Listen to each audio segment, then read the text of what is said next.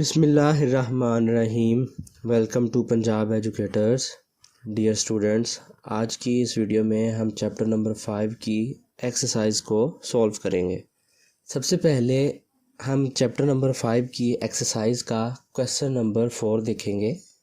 Question number 4 ये है कि हमने फॉलोइंग कोड सेगमेंट्स में से एरर्स यानी गलतियों को ढूंढना है और हमने बताना है कि कहाँ पर गलती है। क्वेश्चन 4 के पार्ट ए को सॉल्व करके देखते हैं। तो सबसे पहले आपके पास क्वेश्चन आ चुका है, वॉइड सम इंट ए कॉमा बी, ब्रैकेट्स ओपन है और उसके बाद रिटर्न ए प्लस बी सेमी कोलन और ब्रैकेट आपकी क्लोज हो गई है। अगर हम इस क्वेश्चन को देखें तो इस कोड के अंदर फंक्शन हेडर में दूसरे पैरामीटर बी की डेटा टाइप नहीं दी गई, यानी जहाँ पर इंट ए है और इसके साथ सिंपल बी लिखा गया है, यहाँ पर इंट बी लिखा जाना चाहिए था। इसकी डेटा टाइप का होना भी ज़रूरी है, यही एरर है और एरर को रिमूव करने के बाद ये कुछ इस तरह से हो जाएगा। अब चलते हैं अब अपने नेक्स्ट क्वेश्चन की तरफ। अगर आप इस कोड के अंदर गौर करें तो फंक्शन के हेडर के आखिर में सेमी कोलन दिया गया है। इस सेमी कोलन को ख़त्म किया जाना चाहिए और इसके अलावा एक और एरर मौजूद है जो कि इस जगह पर मौजूद है। प्रिंट एफ फंक्शन के एंड पर एक और ब्रैकेट ज्यादा दी गई है, ये भी एक एरर है, इसे भी खत्म किया जाना चाहिए। इसको अगर ठीक कर लेंगे तो ये आपका कोड इस तरह से दिखाई देगा। अब हम चलते हैं नेक्स्ट क्वेश्चन की तरफ। नेक्स्ट क्वेश्चन ये है हमारा, अगर हम इस कोड के ऊपर गौर करें तो फंक्शन हेडर में पैरामीटर्स के दरमियान जहाँ इंट ए और इंट बी लिखा है वहाँ पर सेमीकोलन लिखा गया है। हालांकि यहाँ पे सेमीकोलन नहीं आता बल्कि इसकी जगह पर सिर्फ और सिर्फ कॉमा लिखा जाता है। अगर हम इसको चेंज कर दें तो आपका कोड कुछ इस तरह से दिखाई देगा, इंट ए कोमा इंट बी। बाकी सारा कोड आपका ठीक है। अब हम चलते हैं नेक्स्ट क्वेश्चन की तरफ। नेक्स्ट क्वेश्चन है हमारा ये, int product int n1 int n2 return n1 multiply by n2। इस कोड के अंदर ये एरर है कि फंक्शन की बॉडी को करली ब्रैकेट्स में नहीं लिखा गया। इन दोनों जगह पर एक जगह पे करली ब्रैकेट ओपनिंग आनी है और दूसरी जगह पर क्लोजिंग करली ब्रैकेट ऐड होगी। अगर हम इसको रिमूव कर लें, यानी इसकी जगह पे अगर हम करली ब्रैकेट्स को ऐड कर लें तो आपका कोड कुछ यूं दिखाई देगा। तो इस तरह से आपका एरर भी रिमूव हो जाएगा। अब हम बात करते हैं नेक्स्ट क्वेश्चन की। इस फंक्शन में 3 किस्म के एरर्स मौजूद हैं। सबसे पहला एरर तो इस जगह पर मौजूद है फॉर लूप के अंदर।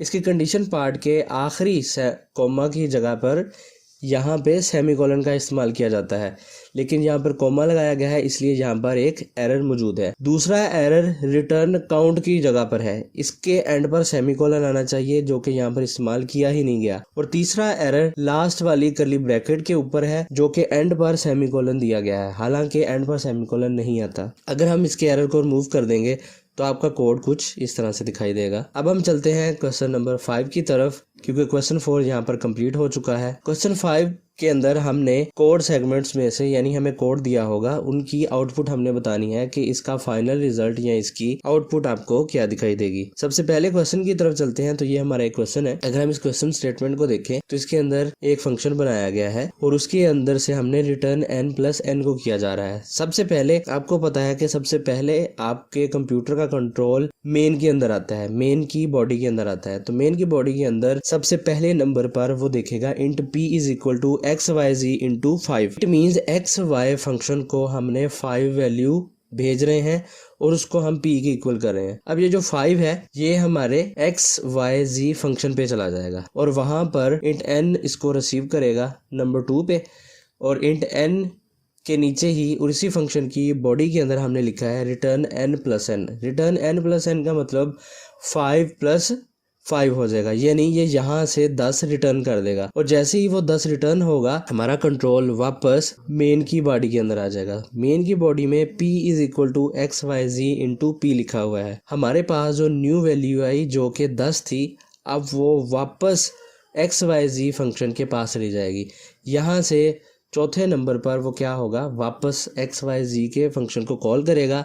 वहाँ पर रिटर्न होगा 10 प्लस 10 और 20 आपको रिटर्न होकर आ जाएगा। जैसे ही रिटर्न होगा तो वो p के अंदर सेव हो जाएगा। जैसे ही वो p के अंदर 20 सेव होगा, नेक्स्ट लाइन में प्रिंट f लिखा गया है, प्रिंट f की मदद से हम इसको डिस्प्ले करवा लेंगे। तो इस तरह से आपकी फाइनल आउटपुट 20 आ जाएगी। अब हम चलते हैं नेक्स्ट क्वेश्चन की तरफ। नेक्स्ट क्वेश्चन हमारा ये है जिसके अंदर ABC के नाम का एक फंक्शन बनाया गया है और इसके अंदर int A, int B and int C लिए गए हैं। अगर हम मेन बॉडी की तरफ आ जाएं तो यहाँ से x इज इक्वल टू 4 है, y is equal to 7, z is equal to 23 and sum 1 is equal to 0 है। और इसके बाद ABC फंक्शन के अंदर हम इन्हीं की वैल्यूज को भेज रहे हैं। तो सबसे पहले नंबर पे x, y, z यानी हमारे मेन फंक्शन के अंदर हमारा कंट्रोल जाएगा। उसको दूसरे नंबर पर मिलेगा ABC फंक्शन और उसके अंदर x, y, z की वैल्यू को भेजना है। तीसरे नंबर पर हमारे फंक्शन को कॉल करेगा ABC, उसके अंदर इंट ABC के अंदर x, y, z की वैल्यूज को भेज दिया जाएगा। फिर int sum is equal to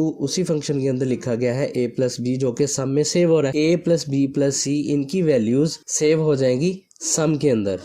अगर हम इसी के बाद आप देखें तो इसके एंड पर किसी किस्म की रिटर्न वैल्यू को नहीं लगाया गया और ना ही किसी किस्म का कोई प्रिंट यूज किया गया है। हमारा कंट्रोल वापस आ जाएगा। जैसे कंट्रोल वापस आएगा चौथे नंबर पर उसको print f modulus d and modulus d x, y, z मिल गए हैं। अगर हम इसकी आउटपुट की बात करें तो सम के अंदर 4 + 7 + 23 ये सारे जमा होकर 34 बन गया था आंसर। लेकिन क्योंकि हमने उस फंक्शन के अंदर किसी किस्म का प्रिंट एफ या आउटपुट डिस्प्ले करने का फंक्शन लिखा ही नहीं या उसकी कोई लाइन हमने उसके अंदर लिखी ही नहीं है, तो आपका answer simple x, y, z की वैल्यूज़ की सूरत में डिस्प्ले कर दिया जाएगा, जो कि x की वैल्यू 4, y की वैल्यू 7 और z की वैल्यू 23 की फॉर्म में आपकी आउटपुट आ जाएगी, जबकि सम वाली किसी किस्म की आउटपुट आपको डिस्प्ले नहीं की जाएगी। अब हम चलते हैं नेक्स्ट क्वेश्चन की तरफ।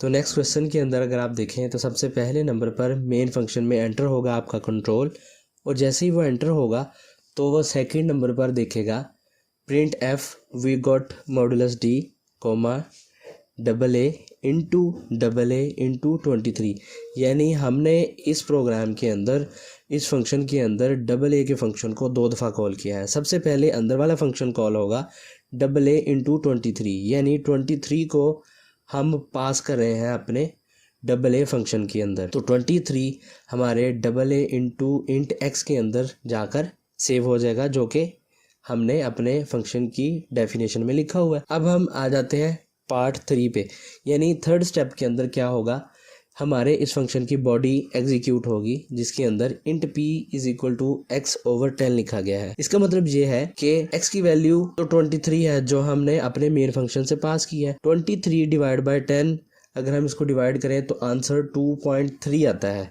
लेकिन क्योंकि ये इंटीजर है तो वो 2.3 नहीं दिखाएगा, सिर्फ 2 आंसर ही दिखाएगा। उसके बाद लगा हुआ है x++ का मतलब है 23 + 1 24, यानी x की वैल्यू के अंदर एक इंक्रीमेंट हो जाएगा और x की वैल्यू अब क्या हो जाएगी 24।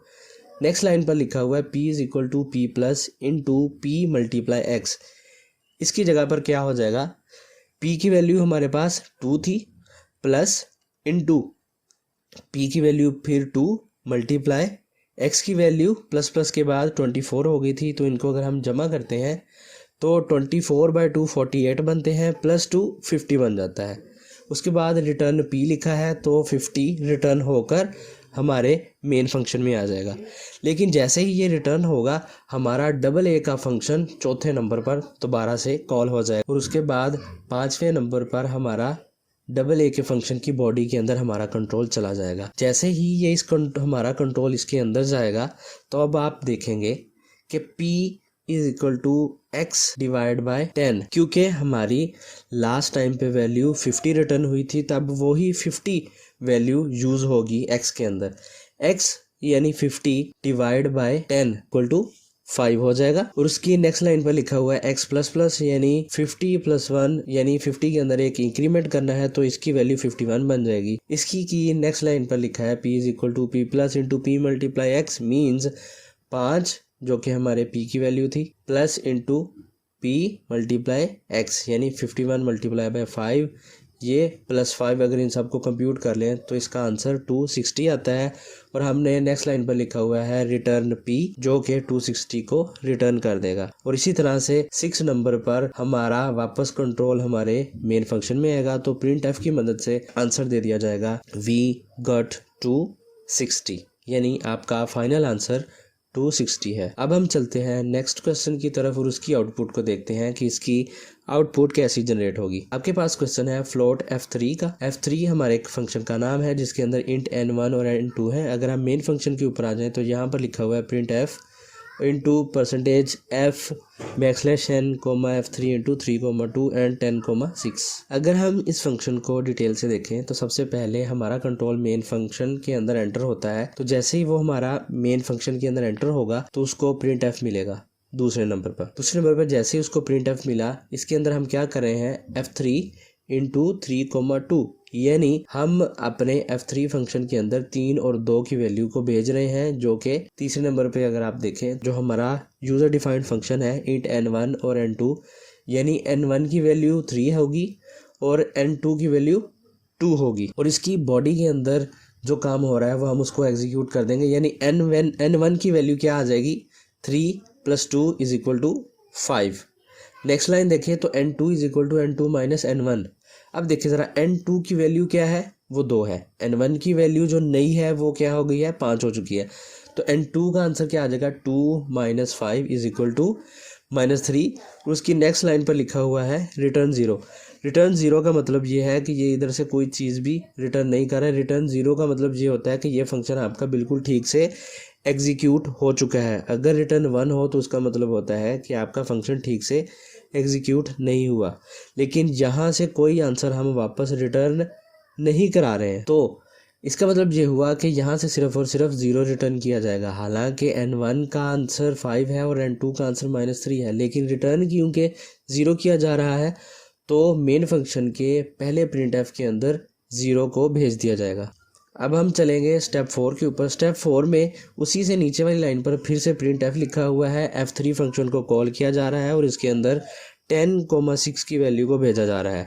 अब 5वें नंबर पे हमारा कंट्रोल फिर से f3 हमारे यूज़र डिफाइंड फंक्शन की बॉडी में चला जाएगा और वहाँ पर जाके वही काम दोबारा से करेगा, लेकिन इस दफ़ा n1 की वैल्यू 10 होगी, n2 की वैल्यू 6 होगी। जब वो n1 को कैलकुलेट करेगा n1 = n1 + n2, तो n1 बराबर हो जाएगा 10 + 6 जो कि 16 बन जाएगा और n2 क्या हो जाएगा n2 - n1। n2 क्या है 6 है, माइनस n1 की जो न्यू वैल्यू है वो 16 हो चुकी है। 6 - 16 = -10 और उसके बाद फिर से यहाँ से रिटर्न किया जा रहा है 0। तो इट मीन्स जब वो छठे नंबर पर वहाँ से सारी कैलकुलेशन करके आ जाएगा तो इन दोनों प्रिंट f को वो एग्जीक्यूट कर देगा कैलकुलेशंस के बाद, क्योंकि रिटर्न 0 हुआ है और यहाँ पर प्रिंट f के अंदर %f मॉडुलस f लिखा हुआ है। तो इसका मतलब ये होगा कि वो इस 0 को आउटपुट दे देगा जो कि 0.00000 होगी दोनों फॉर्म के अंदर। ये इसलिए 6 दफ़ा 0 है क्योंकि %f यानी जो फ्लोट होता है वो हमारे आंसर को इशारिया के बाद 6 डेसिमल प्लेसेस तक दिखाता है। तो उम्मीद करता हूँ आपको इस लेक्चर की समझ आई होगी। तो मज़ीद वीडियोस के लिए आप हमारे चैनल को सब्सक्राइब कर लें। मिलते हैं नेक्स्ट वीडियो में। अपना ख्याल रखिएगा। अल्लाह हाफिज़।